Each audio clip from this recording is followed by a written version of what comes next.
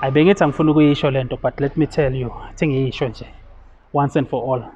Yazi into eningi azimosheki because of wena umubi, azimosheki kuwe because of awuhlakaniphanga or something, but ukuthi kunezinto fundamental ekumele uzi-understande, azange uzi-understand or abantu abadala azange bakwenza uzi-understand.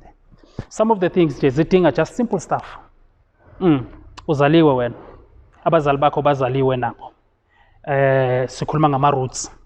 Ukuze on the top side ube nama-fruits, kumele ukuthi ama-roots wakho athola amanzi, akwazi ukuthi akhulise isihlahla. Isihlahla sithole ama-nutrients, sikwazi ukukhipha iy'thelo. Now, ngichaza ukuthini? Ngichaza ukuthi ungaya esikoleni ufunda ube nama-degree nama-diploma ube sharp yonke into.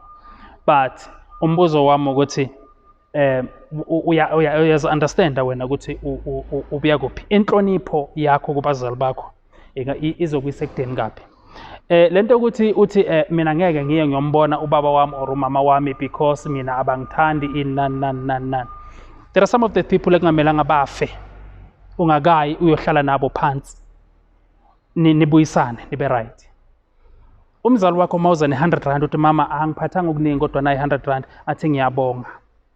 That is your roots, you are watering your roots. Ubaba wakho ubuye nje umthengele izicathulo.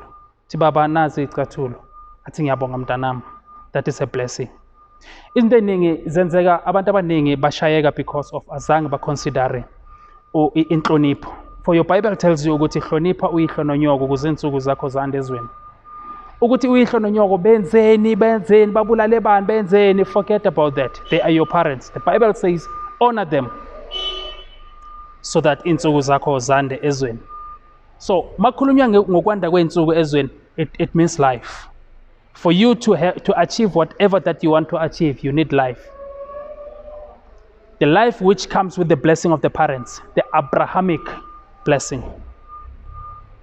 Why am I calling it the Abrahamic blessing? It's because uNkulunkulu wabeka isithembiso phezu kwa-Abraham. Wathi Abraham, izizukulwane zakho zizoba ziningi ukudlula ihlabathi laselwandle. We are part of that blessing. Isithembiso sihlezi kwabadala. And you wonder why abafundisi benu ebusuku bahambe banyonyoba baye enyangeni bofuna indaba zabo. It's because bashayeke fundamental. Manje ngoba bama lapha kuma-pulpit bayishumayele lento ukuthi ningayenzi nina, but ebusuku bayanyonyoba. It's because bashawe izinto ezilula kabi kumele ngabe bayilungisa before baqala ukuthatha le ndima. So lento ilula kabi. Once waba nale mentality ethi abadala or abazali bakho bangamademon, you've lost it. I just explained kwenye video ukuthi what are demons and what are ancestors. When uzaliwe awanga esihlahleni. You must always remember that. Remember that. Wakhumbula lokho okwakho kuzovuleka. Kunesibusiso esihlezi kubazali bakho. The Abrahamic blessing.